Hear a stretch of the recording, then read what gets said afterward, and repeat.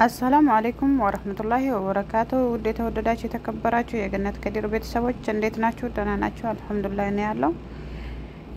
በአላህ ፍቃድ ሆኖ በሌላ ቪዲዮ ተመልሼ መጥቻለሁ። ትንሽ እስቲ ወይዘሪት ሸጋለ ትዘነጥስ ትንሽ ተዋትና አራሷን ትይበት ባላችሁበት አላህ ይጠብቃችሁ። ሰላም ብያችኋለሁ ሁላችሁንም። አላህ ለሀገራችን ሰላም ያውርድልን። አላህ አንድነት ይስጠን። አላህ የጦርነት በቃ ብሎ ሰላም ያውርድልን። አላህ ልቦና ይስጣቸው። አላህ ለዚህ መንግስትም ልቦና ሰጥቶ ጦርነት በቃ ኢትዮጵያ ሰላም ሆነች፣ የፍቅር የአንድነት ሀገር ሆነች የሚባለውን ነገር አላህ ያሰማን። አላህ ለሀገራችን ሰላም ያደርግልን። ዛሬ ይዤ የመጣሁት ርዕሴ እኔና ስደት ይላል። እኔና ስደት የተገናኘ ነው በ2004 5ኛ ወር ቀን 19 መሰለኝ ባልሳሳት እኔና ስደት የተገናኘ ነው። ከሀገሬ የወጣሁበት ማለት ነው። ከኢትዮጵያ ወደ ዱባይ ነው የተሰደድኩት። ዱባይ ለተወሰነ ሰዓት አልቆየም። ሰዓቱን አላቅም፣ ምክንያቱም ስልክም ሆነ ሰዓት ስላሌለኝ ማለት ነው። ከኢትዮጵያ ወደ ዱባይ እንደተሰደድኩኝ ሻንጣ እዛ ኢትዮጵያ ውስጥ ወዴት እንደተጨመረ አላየውም፣ አላቅም። ስለ ጥያራ ምንም የማውቀው ጉዳይ የለኝም። ዱባይ ስንደርስ ወረን አንዳንድ ሰዎች ሻንጣቸውን ስጎትቶ አያለሁ። የኔ ሻንጣ ግን ወዴት እንዳለ ለማወቅ አልቻልኩም። የታለ ሻንጣዬ ምናምን ብዬ በተሰባበረች አጠር ባለች እንግሊዘኛ ጠየቅኩኝ። በዛን ጊዜ ያው ያኔ ስለሆነ ትምህርት ተጨረስኩኝ።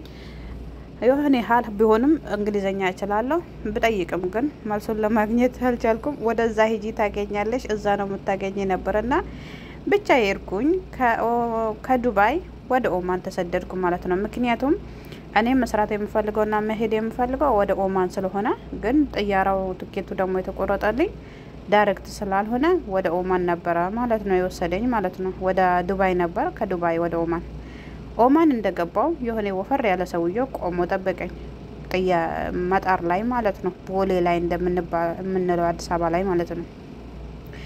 ፎቶዬን አየውና እጁ ላይ ያለውን ፎቶ አይቶ የኔ ፎቶ አይቶ ነይ ያለኝ ወሰደኝ። የሆነች ልጅም ይዟት መጣ። ልጅቷ የ14 አመት ልጅ ትሆናለች በግምት 14 15 ከሁለቱ አትበልጥም። ልጅ ነገር ነች፣ ቆንጅዬ የትግራይ ልጅ ነች። አማርኛ ልረድሽ ብትልም አትሰማም፣ አይደለም ኦሮምኛ። እኔ ደግሞ ትግረኛ አልሰማም። የኔን ሀልም ያችን እንግሊዘኛ ለመስማት ራሱ እድሉንም የላትም። ልጅ አጋር ነች፣ ደስ ትላለች፣ ምታምር ናት። ሰውዬው አብሮን ይዞን ሄደ። ወደ መክተብ ወይ ደግሞ ወደ ቢሮ የምንለው ነገር ይዞን ሄደ። የሆነ ፍራሽ የተነጠፈ አለ፣ እዚጋ ተኙ ብሎን ሄደ። እዚጋ ስራ ቦታ ይሁን ቢሮ ይሁን እኛ የምናውቀው ነገር ምንም አልነበረም። ብቻ ቁጭ በሉ ብሎን ሄደ። ተኙ ነው ለካ ያለን። እኛ ቁጭ ስንል ቆየን። ዳቦ ቆሎ የተለያየ ደረቅ ያለ ኢትዮጵያ ምግብ ይዘን ነበር። እሷም ያዘችውን ሰጠችኝ፣ እኔም ያዝኩን ሰጠዋት። እኔና እሷ የሁለት ሀገር ዜጋ ሆነናል። ምክንያቱም እሷ አማርኛ አትችልም፣ እኔ ትግረኛ አልችልም። አብረን ዝም ብለን አደርን፣ ተቃቅፈን ተኛን። ሙቀቱ አላህ ያምጣ ነው። ሰውዬው ይመስለኛል እኛ መከየፍ መክፈት የምናቅ መስሎት መሰለኝ ጥሎን ሄደ። ውሃ ጥማቱ መከየፉ ተቃጠል። ጠዋት በጣም የምታምር የአረብ ልጅ መጣች። በሩን ከፈት አደረገችው። አቤት ስታምር ኑረል አይን ባሏት። በቃ የመጀመሪያው ቆንጆ ሴት ያየው ያቺን ነው። ዛሬም አይኔ ላይ ያለች። ብቻ በሩን ከፈት አደረገችና ሰላም አለችን።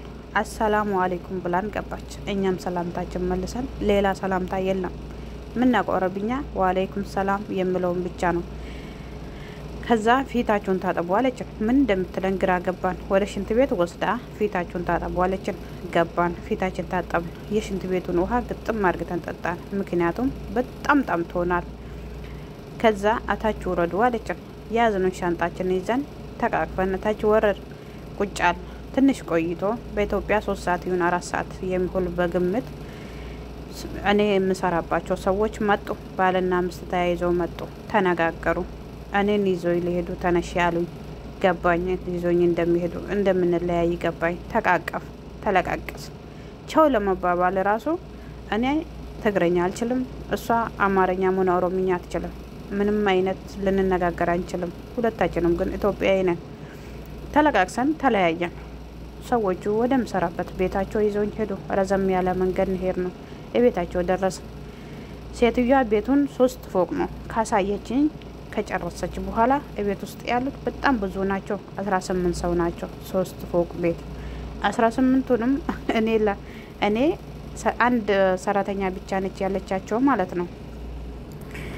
ብቻ የስራውን ሁኔታ ሽንት ቤቱ የት እንደሆነ እንዴት እንደምታጠብ የቤቱ ስፋት ምናምን አሳየችኝ። ከዛ ስትጨርስ ኩሽና ወስዳ ይሄን ቁርስ ሽምቢ ይሄን ደግሞ ሻይ ጠጪ ብላኝ ሄደች። ከኢትዮጵያ ስመጣ ከክፍለ ሀገር ወደ አዲስ አበባ ስመጣ ልጄ ከኔ ጋር ነበረች። ልጄ ከኔ ጋር ስለነበረች ሁሌ ልጄን እያየሁ ነው የማለቅሰው። ልጄን ትቼ የመጀመሪያ ጊዜ ትቻት ስወጣ የ2 አመት ከ6 ወር ነበረች። እሷን እያዋየዋት ከማልቀስ በስተቀር መጠጣትም ሆነ መብላት በዛን ጊዜ አይዋጥልኝም። ይሄን ያየ ደላላ ምን ብሎ መከረኝ? እዛ ስትጂ ልጅም አለኝ እንዳትይ፣ አሁኑ አባሮ አንጠልጥሎ ይመልሱሻሉ። ባልም አለኝ እንዳትይ፣ የሰጡሽንም ምግብ ካልበላሽ ይመልሱሻሉ። ባለ ትዳር ነኝ ካልሽና እንደዚህ የምታለቅሽ ከሆነም ይመልሱሻሉ አለኝ። ብከፋሽ ራሱ ሽንት ቤት ገብተሽ አልቅሽ፣ ፊት ለፊታቸው እንዳታለቅሽ፣ አንጠልጥሎ ኢትዮጵያ ነው የምጥሉሽ አለኝ። እኔም የተመከርኩ አይደለው ሰማው ምክሩን። ልክ ሴትዮዋ ኩሽና እንዳስገባችኝና ብይ እንዳለችኝ ፊት ለፊቴ የተቀመጠው ለስንት ሰው የተቀመጠውን ቁርስ እንዳለ በላሁት። የሞት ሞቴን ጨረስኩት። 8 ዳቦ፣ 1 ፍላጃ ሻይ ወይ ፌርሙዝ፣ ፊት ለፊቴ የተቀመጠውን ውሃ ምንም ሳላስቀራ ጥርግርግ አድርጌ የኢትዮጵያ ራብ ይዤ መጣ። እኔ ራሱ ስቃለሁ የሳስተው የኢትዮጵያ ራብ ይዤ የመጣው ይመስል ግጥም አድርጌ በላሁት፣ ጠጣሁት። እንዴት ልነሳ? ከዛ ምግቡ ከአቅሜ በላይ ሆና እንደምንም ብዬ እየተንገደገድኩ ተነሳው። ግን ወዴት ልሄድ እንደሆነ አልገባኝም። እቃ ራሱ የምታጠብበት መቅሰላው ምናምኑን ራሱ አላቅም ነበር። ምክንያቱም ከክፍለ ሀገር እንደወጣው ነበር ወደ ውጭ ሀገር የተሰደድኩኝ። ብቻ ሴትዮዋ ጠራችኝ። ክፍሌ ይዛኝ ሄደች። የሞት ሞቴን ነበር። ክፍሌ 4ኛ ፎቅ ላይ ነው የደረስኩኝ። ስደርስ መኝታዬን ያዘጋጀችልኝ ልብስ፣ ሻምቦ፣ ኮንዲሽነር፣ የተለያየ ሽቶ፣ ዶድራንት፣ የተለያየ ለሴቶች የሚያስፈልገውን አላባሳት ምናምን ታሳየኛለች። እኔ ግን የምፈልገው ወይ ወደ ላይ ወይ ወደ ታች የማወጣበት ነው። የበላሁት በጣም አስቸግሮኛል። በአፍንጫዬ ልመጣ ምግቡ ምንም አልቀረውም። በጣም ከብዶኛል። ወዮ ያ አላህ ስንቱ ርቦት ስቸገር፣ እኔ ደግሞ ምግብ በልቼ እንደዚህ ተቸገርኩ። እንደዚህ የምበላ ከሆነ አረብ ሀገር በምግብ መሞቴ ነው። እንደዚህ ከሆነ ያመኛል። እኔ ደግሞ ከአቅሜ በላይ ትንሽ ከበላው ዱሮም ሰላም አይሰጠኝም ነበር። ጠግቤ መብላት አልችልም፣ ራብም አልችልም በተፈጥሮዬ። ብቻ ዛሬ ከአቅሜ በላይ ሆናል ምግቡ። ምን ይሻላል? መፍትሄው ያ አላህ አንተ እርዳኝ። ከባድ ነበር ወላሂ፣ ከምነግራችሁ በላይ ከባድ ነበር። ብቻ እንደምንም ብላ ሴትዮዋ የገዛዛችልኝን ልብሶች ያዘጋጀችውን ለሴቶች የሚያስፈልገውን ቁጣቁጥ አሳይታኝ ከጨረሰች ሁሉ ነገር አሟልታልኝ ነበር። ደግሞ አላህ ይስጣት። ብቻ ሽንት ቤቱን ከፈት ያደረገችና እዛው ክፍሌ ውስጥ ለካ ሽንት ቤት አለ አሳየችኝ። ብቻ አላቅም ምንም ሳላስቀራ አስወጣሁት። ወደ ላይ አለኝ። ተገላገልኩት። አልሐምዱሊላህ ያልኩኝ። በምግብ ሰው እንደዚህ ይጨነቃል? ሰው በራብ ሲጨነቅ ብዬ አልሐምዱሊላህ ብዬ ቁጭ አልኩኝ። ተኛ አለችኝ። ተኛው ትንሽ በኋላ ላይ ምን ሀል እንደሆነ አላቅም። እንደተኛው ቀሰቀሰችኝ። ኔካውያ ታውቂያለሽ አለችኝ። አላቅም አልኳት። ነይ ላስተምርሽ ብላ ካውያ ይዛ እያስተማረችኝ። ሴትዮዋ ወፈር ያለች ቀይ ናት። ብቻ ሴትዮዋን አቃጠልኳት በካውያ በስተት። ወፈር ያለ ሰዓት ከምታሰርበት ቦታ ወፈር ያለበት ቦታ እጅ ላይ ሰዓት ከምታሰርበት በታች አቃጠልኳት። ተቃጠላ ለጥነ ያረጋት ስጋው። አረብ እንኳን ተቃጥሎ አይደለም ትንሽ ነገር ራሱ ተኝቶበት እጃቸውን ሰማቸው ለነሱ ከባድ ነው። ብቻ ባላን ጠልጥሏት ወደ ሐኪም ቤት ይዟት ሄዳ። ለሁሉ ዘመዳቸው ተደወለ። እየመጡ ኩሽና ውስጥ ያዩኛሉ። የመጣችው ሰራተኛ አቃጠለቻት እያሉ በቃ እኔም ልገሉኝ ነው ብዬ ተስፋ ቆረጥኩኝ። በጣም በራሴ አዘንኩኝ። መሞቴ ነው ወይኔ ልጄን አልኩኝ። ልጄን ያለ እናት አስቀረዋት ብዬ በጣም አዘንኩኝ። ያለባት አድጌ ልጄን ያለ እናት እንድታድግ ማድረጌ አሳዘነኝ። ምን ማድረግ እንዳለብኝ ብቻ ግራ ገባኝ።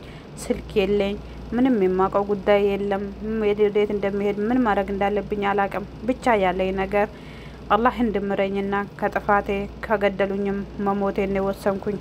ብቻ ሰዎቹ ትንሽ እንደቆዩ ስልክ ሰጡኝ። ቤተሰቦችሽ ጋር ደውለሽ በሰላም መድረስሽን ንገሪያቸው አሉኝ። ቢያንስ ከ3 ቀን በኋላ መሰለኝ ደወልኩላቸው ለቤተሰቦቼ። ከአንዳንድ እንደደወልኩኝ ባለቤቴ ጋር ነበር የደወልኩኝ። ነገርኩት የተፈጠረውን ነገር። እሱም ለምን እንደዛ ያደረግሽ አንቺ እንደ ኢትዮጵያ መሰለሽ እንዴ እዚህ ከሰው ጋር መደባደብ የለመድሽው በአረብ ሀገር ማደረግሽ አለኝ። ተቆጣኝ። እኔም አሁን የቁጣ ቦታ ጨርሻለሁ። ልጄን አማና፣ እናቴን አማና፣ ልጄን በአዱኛ ሰጥቻለሁ፣ በአክራ እቀበላለሁ ብዬ ስልኩ ተቋረጠ። እሱም ያኔው ወደ እናቴ ደወለ። እናቴም ወደ መክተብ ወይ ደግሞ ወደ ኤጀንሲ ደወለች። ኤጀንሲው እዛ ላለ ኤጀንሲ ደወለ። ከዛ በኋላ ለኔ ተደወለ።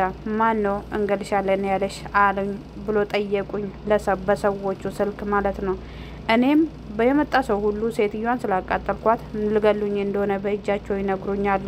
እኔ ምንም ብሉኝ አረብኛ አልሰማም አልኩት። ማንም አይገልሽም፣ እኔ ጀማል እባላለሁ፣ ኤጀንሲሽ ነኝ። ችግር ካለ ስልኬን ያዥና ደውይልኝ፣ አትፍሪ፣ ምንም አያደርጉሽም፣ በስህተት ነው ያቃጠልሻት ነግሮኛል አለኝ። ተስፋ ሰጠኝ። የመኖር እድል አገኘው። ደስ አለኝ። ብቻ ከነሱ ጋር ለመኖር በጣም ከባድ ነበር። አንደኛ ምግቡ አይስማማኝም፣ ሁለተኛ ሙቀቱ ከባድ ነው፣ በጣም ይከብዳል። ሶስተኛ ልጄን ትቼን የወጣሁት ከባድ ነበር። ናፍቆቱ ተለይቻት አላቅም። ለመጀመሪያ ጊዜ ልጄን ስለያት፣ ለመጀመሪያ ጊዜ ከቤቴ ወጥቼ ራቅ ብዬ ሲሄድ ከበደኝ። ባለቤቴ ባልቶ ማድር አይመስለኝም። ከባድ ጊዜ ነበር። ሁሌ ምግብ በቀረበልኝ ቁጥር ከስራው በላይ በላ ጠጣ፣ ወይኔ ምን ሆኖ ይሁን የምለው ነገር በጣም ያሳስበኛል።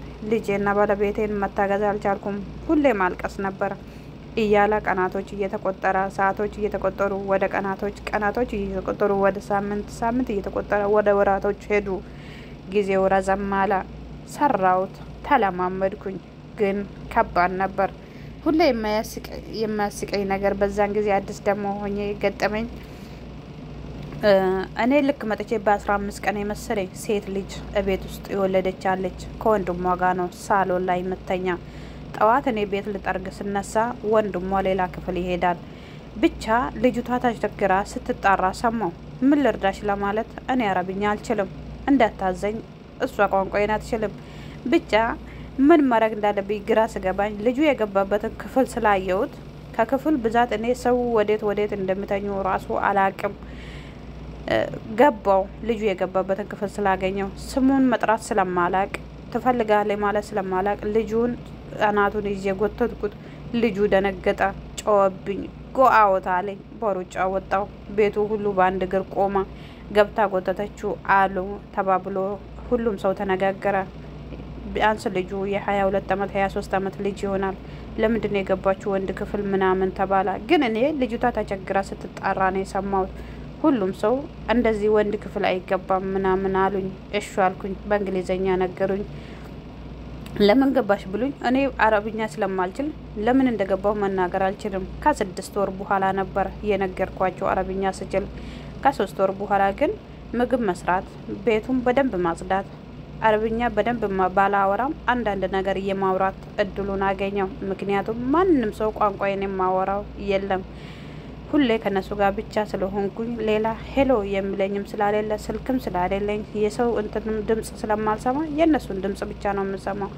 ለዚህ ፐርፌክት ሆንኩኝ። በ6 ወር ግን እንደፈለኩ አወራዋለሁ፣ ምግብም እንደፈለኩ ሰራለሁ። ጠንካራ ሆንኩኝ። አቤት ገጠመኝ አይረሳም። የዛን ጊዜ ብቻ እነሱ በተሰበሰቡ ቁጥር እኔ ከፍቶኝ የማለቅሰው ነገር ሁሌ አይረሳኝም። በጣም ነው የምከፋኝ። ቤተሰቦቼ ላለው ዘመዶቼ ላለው ጓደኞቼ ላለው እነሱ ስብስብ ባሉ ቁጥር የኔው እንባ ነው አያልቅም ነበር። የዛን ጊዜ አቤት የአረብ ሀገር ሴት ታሪኳ የማያልቅባት። እኔና ታሪኬ ይቀጥላል ኢንሻአላህ። በአላህ ፍቃድ ደግሞ በሁለተኛ ክፍል እንገናኛለን። ለአላህ ለአገራችን ሰላም ያውርድልን። ውድ የተከበራችሁ የተወደዳችሁ ቤተሰቦቼ ይሄን ቪዲዮ የምታዩ ላይክ፣ ሼር፣ ሰብስክራይብ ማድረግ እንዳትረሱ። በእናንተ ነው ማድረገው ስለሆነ እናንተ ናችሁ እዚህ ያደረሳችሁኝ። የተወደዳችሁ የተከበራችሁ ሚዲያ የምትጠቀሙ ሰዎች ደግሞ የምትሰሩት ነገር ብቻ ስለራሳችሁ ባይቻል ደግሞ መጥፎ ነገር ባሰሩ እየተመረጠ ነው። ምክንያቱም ነገም አላህ ፊት የምትጠየቁበት ዛሬም ደግሞ ሰዎቹ ህይወታቸው ምስቅልቅላቸው እንዲወጡ የምታደርጉበት ስለሆነ ለሰው ልጅ ህይወቱ እንዲጠፋ ምክንያት መሆን የለብንም። ቢያንስ ለማኖር ህይወቱን እንድናኖር ምክንያት መሆን አለብን። እኛ በሰው ሀገር እየኖር አገራችን ሰላም እንዲያጣ ማድረግ የለብንም። ለሀገራችን ሰላም ኢትዮጵያ ሰላም አላህ ያውርድላት ታስፈልገናለች። ምንለየበት ብዙ ምክንያት ቢኖረንም ምንታረቅበትና ሰላም ምናወርድበት ብዙ ምክንያት አለን። ሁሉም ሰው የራሱ ቁስል አለው። ቁስል ደግሞ ሲነካካ እየቆሳሰለ ይሄዳል እንጂ እየደረቀ እየዳነ አይሄድም። እኛም ያለብንን ቁስል በውስጣችን እየያዝን ያለንን አንድነትና ያለንን ነገር እያሰብን በሰላም እያፈጠርን ብንሄድ የተሻለ ነው። ምክንያቱም ሁሉም ያቺ ሀገር የራሱ ነች። ከውጭ ሀገር መጥቶ የወረረን ሰው የለም። እርስ በራሳችን ነው እየተባላን ያለ ነው። ሰላም ሰላም ሰላም ሰላም ለኢትዮጵያ እመኛለሁ።